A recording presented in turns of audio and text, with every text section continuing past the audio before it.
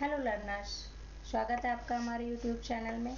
तो चलिए आइए स्टार्ट करते हैं। स्टार्ट करने से पहले आपको ये बता देते हैं कि ये जो टॉपिक चल रहा है बौद्ध धर्म, इसकी ये 5th क्लास है और घटना चक्र पूर्वावलोकन, इसमें टोटल 100 अबव क्वेश्चन आए हुए हैं एग्ज़ाम में। तो इम्पॉर्टेंट टॉपिक है और प्रीवियस ईयर है, प्रीवियस ईयर के क्वेश्चन होते ही इम्पॉर्टेंट हैं। और अगर आपको इसकी पीडीएफ चाहिए तो आप एजुकेशन अड्डा 11 बाय दीपिका मैम के नाम से टेलीग्राम पे चैनल है, वहाँ आप जुड़ सकते हैं और पीडीएफ को डाउनलोड कर सकते हैं। चलिए आइए नेक्स्ट क्लास को स्टार्ट करते हैं।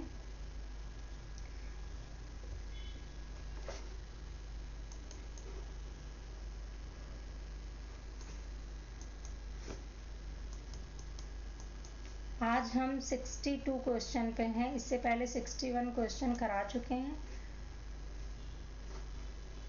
तो आइए देखते हैं 62 क्वेश्चन में क्या है पूछा है। 62 क्वेश्चन है, त्रिपिटक निम्नलिखित में से किससे संबंधित है? जैनियों से है, बौद्धों से है, सिखों से है और हिंदुओं से है। तो देखिए टॉपिक बौद्ध धर्म का चल रहा है तो आपको इससे पता चल जाएगा कि आंसर त्रिपिटक किस, क्योंकि बौद्ध और जैन में कंफ्यूजन होता है। और ये बताइएगा जैन के भी 3 ग्रंथ हैं, वो कौन कौन से हैं, क्योंकि वो भी एग्ज़ाम में आते हैं। बच्चों को, जो लोग हिस्ट्री से नहीं हैं उनको कन्फ्यूज़न होती है। तो ये तो त्रिपिटक जो है बौद्ध धर्म से संबंधित है। और त्रिपिटक के नाम क्या क्या हैं? वो है विनय पिटक, विनय पिटक, दूसरा है सुत्त पिटक।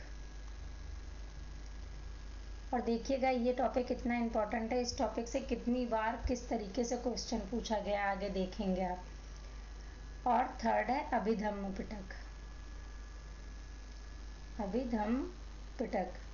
अब ये बताइए ये किससे संबंधित है? विनय पिटक जो है वो दैनिक कार्यों से संबंधित, दैनिक कार्य एवं आचार संहिता का इसमें वर्णन किया गया है। दैनिक कार्य शॉर्ट में लिख देते हैं। और सूत्र पिटक में किसका वर्णन है? सूत्र पिटक में धार्मिक कार्य, धार्मिक या नैतिक कह लीजिए। जो नैतिक का, धार्मिक या नैतिक का मतलब होता है जैसे धर्म में होता है कि ये चीज़ हमें करनी है, ये नहीं करनी, और ये कार्य गलत है, ये सही है, तो वो धार्मिक कार्य होते हैं या नैतिक। ये 2 शब्द एग्जाम में लिखे हुए आते हैं। और अभिधम्म पिटक किससे संबंधित है? दार्शनिक।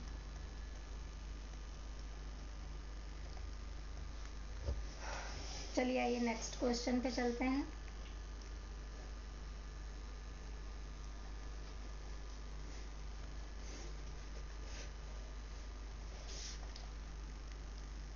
नेक्स्ट क्वेश्चन देखते हैं क्या है। 63 में आइए देखते हैं क्या पूछा है।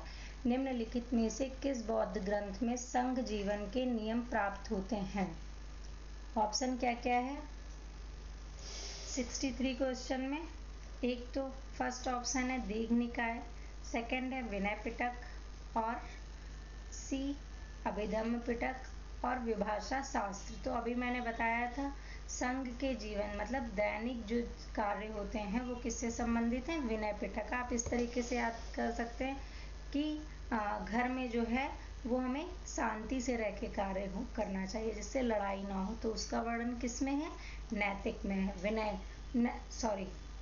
विनय पिटक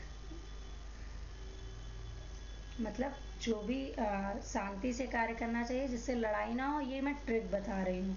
तो दैनिक कार्यों का किस में वर्णन है? विनय पिटक में वर्णन है। चलिए आइए नेक्स्ट क्वेश्चन पे चलते हैं। क्योंकि वैसे तुरंत तो लगता है हमें याद हो गया, लेकिन बाद में कंफ्यूजन क्रिएट होता है जब क्वेश्चंस आता है। तो इसलिए थोड़ा सा ट्रिकली अगर जोड़ के याद करेंगे, आपको कोई और पसंद आए ट्रिक तो आप उससे कर सकते हैं, लेकिन मैंने इसी तरीके से किया है तो मैं इसलिए बता रही हूँ। बाकी 64 क्वेश्चन क्या दे रखा है? यमक बुद्ध पिटक से संबंधित है। अब देखिए ये बहुत deeply question Jharkhand PCS prelims में आया हुआ है और इतना डीपली वैसे पूछते नहीं है, लेकिन फिर भी बता देते हैं। ये जो है अभिधम्म पिटक में दार्शनिक सिद्धांतों का एक संग्रह है और इसमें अभिधम्म पिटक के अंतर्गत टोटल कितने ग्रंथ हैं? टोटल जो है वो 7 ग्रंथ हैं और उनके नाम हैं, नाम लिखना चाहें लिख सकते हैं, क्योंकि अगर यमक आया है तो और भी आ सकते हैं, तो इसलिए मैं लिख देती हूँ। एक तो सबसे पहला है धम्म संगड़ी, फर्स्ट। सेकंड है विभंग,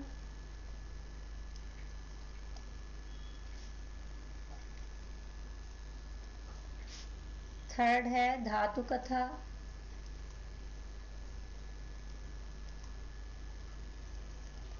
और फोर्थ है युगल पंचती।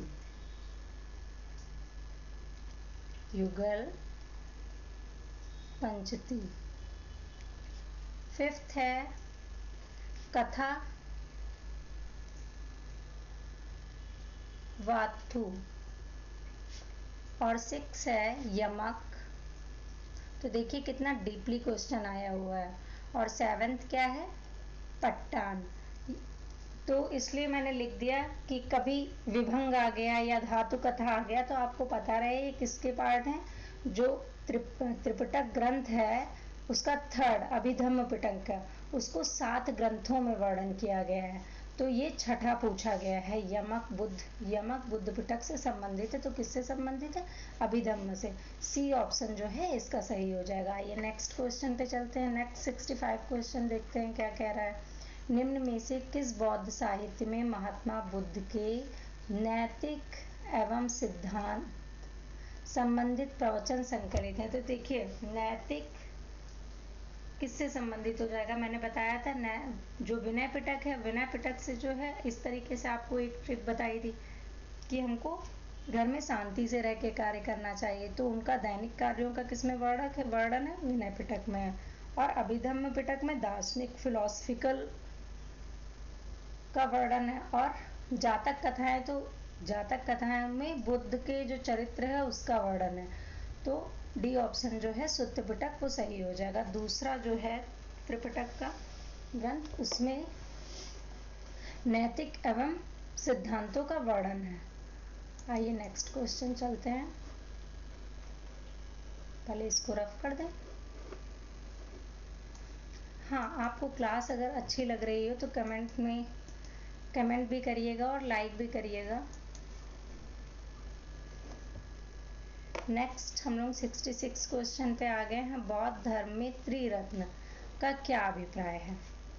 त्रिरत्न का क्या अभिप्राय है, तो क्या अभिप्राय है, ऑप्शन क्या क्या है, त्रिपिटक। ये तो त्रिपिटक तीनों ग्रंथों का जो है त्रिपिटक कहा जाता है, 3 ग्रंथों को। शील समाधि संघ ये भी नहीं है, सत्य अहिंसा करुणा नहीं है, तो बचा बुद्ध धम्म संघ। ये जो है त्रिरत्न का अभिप्राय है। चलिए बी ऑप्शन जो है ये सही हो जाएगा। और ये यूपी आरओ में समीक्षा अधिकारी सहायक समीक्षा अधिकारी 2011 में आया हुआ क्वेश्चन है। नेक्स्ट हम लोग आ गए हैं अब 67 क्वेश्चन में। प्राचीन भारत के बौद्ध मठों में,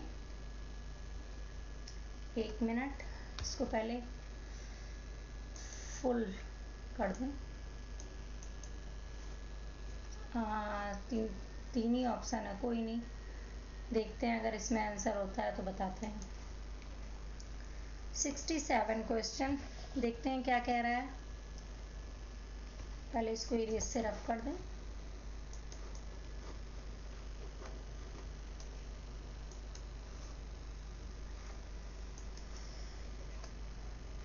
(67) क्वेश्चन है, प्राचीन भारत के बौद्ध मठों में पवरन नामक समारोह आयोजित किया जाता था, जो है क्या है। ऑप्शन अगर 3 में सही होगा तो बता देंगे, क्योंकि इसका मुझे लग रहा है कुछ छूट गया है क्वेश्चन।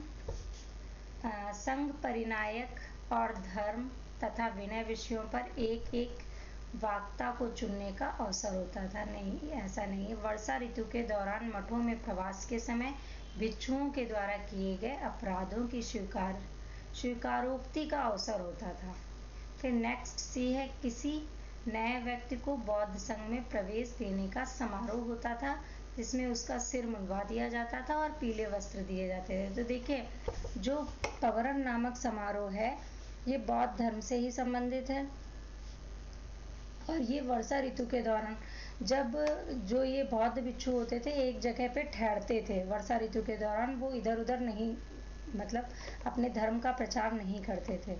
तो उस समय जो है जब वर्षा ऋतु समाप्त हो जाती थी तो पवरन नामक त्योहार जो है वो बौद्ध भिक्षु लोग मनाते थे। और उसमें जो ये जो है योजना बनाते थे कि हमको कैसे आगे कार्य करना है, पिछले कार्यों को देखते थे, उसके अनुसार नए कार्यों का, मतलब कि इसमें यहाँ पे हमें ऐसे करना है, उसकी योजना बनाते थे। और ये भी करते थे कि जो भी इन्होंने गलतियाँ की हैं या अपराध किए हैं उनको इस पवरन नामक त्योहार पर स्वीकार करते थे कि मतलब अब ये गलती मुझसे हुई है। तो इसी को पवरन नामक त्योहार कहा जाता था। फिर पुनः ये अपना बौद्ध धर्म का प्रचार करने के लिए निकलते थे और 4 माह की वर्षा ऋतु में ये एक जगह पे ठहरते थे। चलिए आइए नेक्स्ट क्वेश्चन। तो यहाँ इसका क्या आंसर हो जाएगा? इसका आंसर हो जाएगा बी ऑप्शन जो है ये सही हो जाएगा। अच्छा हुआ जो इसी में आंसर निकल आया, नहीं तो ऐसे डायरेक्ट क्योंकि लिखा रहता है तो ज़्यादा समझ में आता है।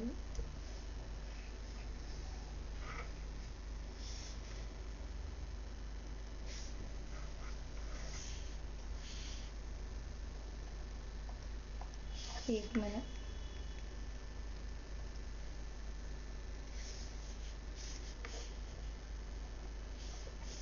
नेक्स्ट हम लोग 61 क्वेश्चन पे आ गए। 61 क्वेश्चन देखते हैं। ये 61 पे कैसे आ गए भाई? ये तो करा चुके हैं हम।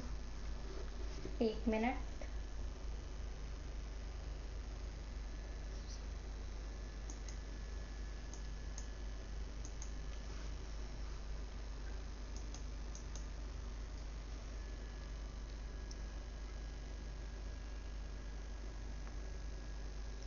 ये हम लोग करा चुके हैं। अच्छा इस स्लाइड में पूरा क्वेश्चन है। ओके चलिए 68 को हम लोग देखते हैं। 68 क्वेश्चन क्या कह रहा है? अशोकाराम विहार निम्नलिखित में से किस स्थान पर स्थित है? 68 क्वेश्चन है। ऑप्शन देखते हैं क्या क्या है। वैशाली है, पाटलिपुत्र है, कौशाम्बी है और श्रावस्ती है। तो देखिए इसका आंसर तो पाटलिपुत्र हो जाएगा। अगर अशोकाराम विहार का निर्माण की बात करें तो किस शासक के दौरान हुई थी? तो ये सम्राट अशोक ने जो है इसका निर्माण करवाया था। सम्राट अशोक ने इसका निर्माण करवाया था। और ये कहाँ पे है? तो ये है पाटलिपुत्र बिहार में है। और एक अशोक के समय में बौद्ध संगतियां 4 हैं। आप बताइएगा कौन सी संगति जो है वो अशोक के समय में हुई थी? चलिए कोई बात नहीं, बता देते हैं। तीसरी बौद्ध संगति जो है वो अशोक के समय में ही हुई थी। आइए नेक्स्ट क्वेश्चन को देखते हैं। नेक्स्ट क्वेश्चन क्या कह रहा है? विश्व का सबसे ऊंचा कहा जाने वाला विश्व शांति स्तूप बिहार में कहाँ पे है? ऑप्शन क्या क्या है? वैशाली है, नालंदा है और राजगीर है, डी पटना है। तो जो विश्व का सबसे ऊंचा स्तूप है, विश्व का शांति स्तूप जो है वो कहाँ पे है? राजगीर में है। और इसकी ऊंचाई लगभग कितनी है? 400 मीटर है इसकी ऊंचाई, क्योंकि कभी ऊंचाई भी पूछी जा सकती है, इम्पोर्टेंट टॉपिक है। चलिए आइए नेक्स्ट स्लाइड पे चलते हैं। पहले इसको इरेज से रफ कर दें।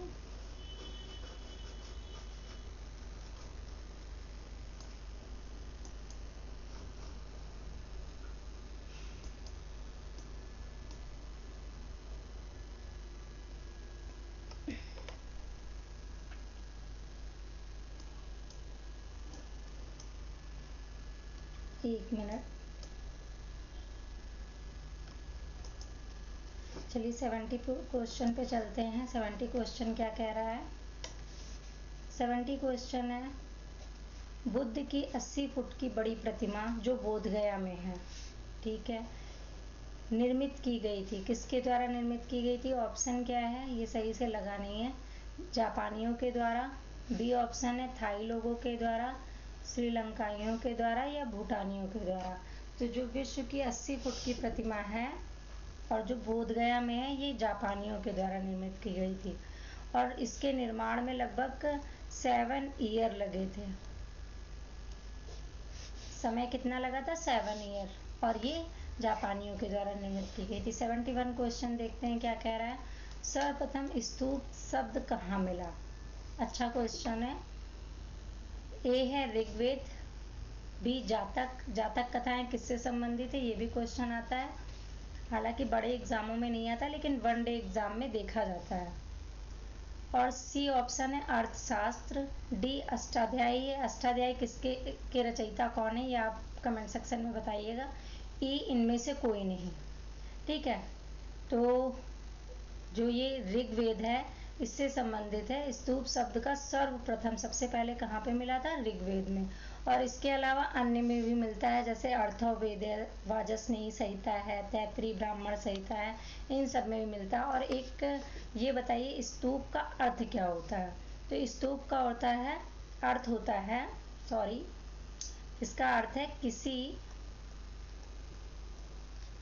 वस्तु का ढेर। ठीक है, इसका जो संक्षिप्त में अर्थ है स्तूप का, वो है किसी वस्तु का ढेर। आइए नेक्स्ट स्लाइड पे चलते हैं। अब हम लोग 71 क्वेश्चन पे आ गए हैं।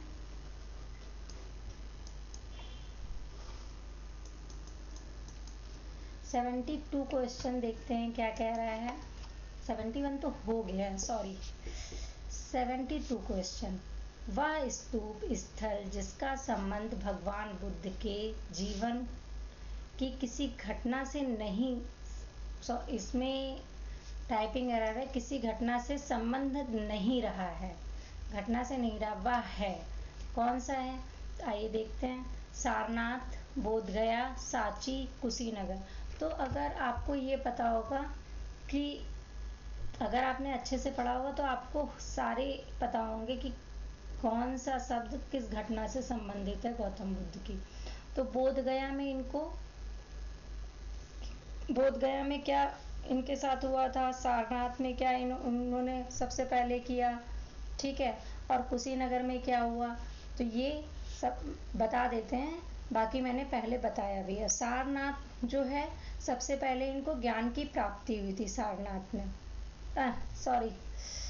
बोधगया में, क्योंकि बोधगया में ज्ञान की प्राप्ति हुई थी सबसे पहले, तभी ये बोधि कहलाए थे। वहाँ पे बोधि वृक्ष के नीचे जो है इनको ज्ञान की प्राप्ति हुई थी।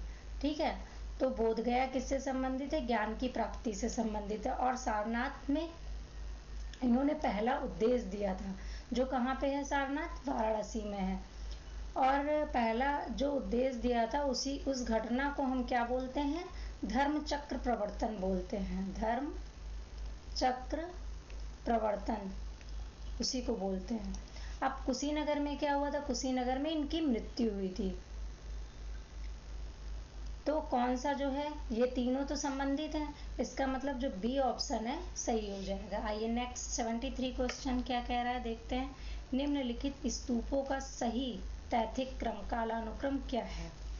इसमें तो देखा है कि स्टार लगा हुआ है, इसका मतलब यूपीएससी मेंस 2014 जब ऑप्शनल होता था पेपर इसका, तब का आया हुआ क्वेश्चन है।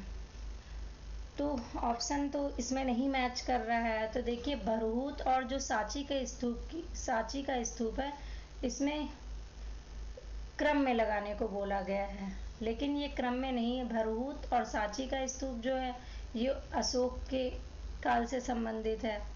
और ये जो अमरावती का स्तूप का निर्माण ये जो अमरावती का स्तूप है सातवाहन के समय में हुआ था, है ना। और धमेक का जो स्तूप है, इसका जो निर्माण है वो अलग अलग पुस्तकों में अलग अलग है, इसलिए इसका कुछ कंफर्म नहीं किया जा सकता, इसीलिए इस क्वेश्चन को जो है आयोग ने कैंसिल कर दिया था। ठीक है, तो भरहूत और सांची का स्तूप का निर्माण किसने करवाया था, किसके समय में हुआ है? इसकी स्थापना मौर्य शासक अशोक के शासनकाल में हुई थी। भरहूत और सांची के स्तूप की। अमरावती जो है सातवाहन से है, क्योंकि ये भी आपको पता होना चाहिए इसलिए बताया है। चलिए आइए नेक्स्ट क्वेश्चन को देखते हैं। बहुत गुचुड़ कुचुड़ हो गया है।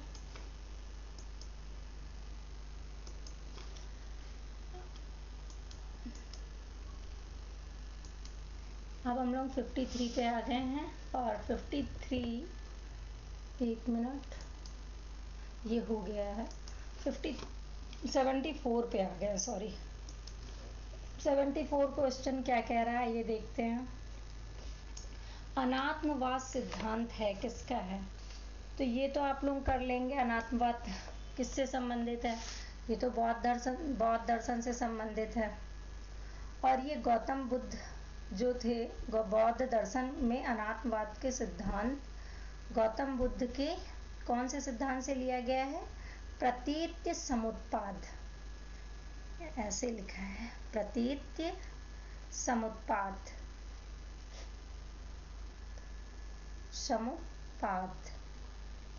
और इस सिद्धांत को ना नैरात्मवाद भी बोलते हैं, या करके लिख लीजिए, नैरात्मवाद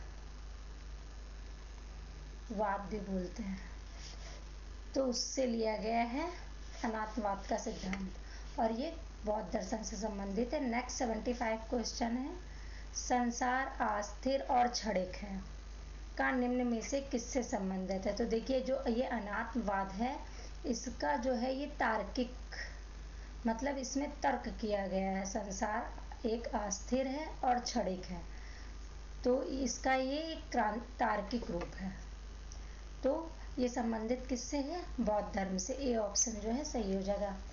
चलिए नेक्स्ट क्वेश्चन देखते हैं। और वीडियो आपको अच्छी लगे तो लाइक और सब्सक्राइब करिएगा। नेक्स्ट आज के लिए इतना ही रखते हैं। और ये लोगो इसीलिए लगा रखा है कि इसको देख के आप ऐसे ना जाएं, लाइक और सब्सक्राइब जरूर करें। Thanks for watching my video, thank you so much. आज के लिए इतना ही रखते हैं।